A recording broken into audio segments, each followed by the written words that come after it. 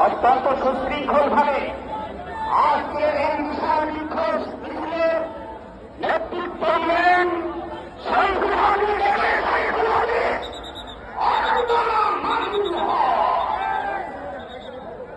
সংগ্রামী তৌহিদি জনতা এবার গোল চত্বর থেকে সরাসরি উত্তরে ইলিয়াস মোল্লার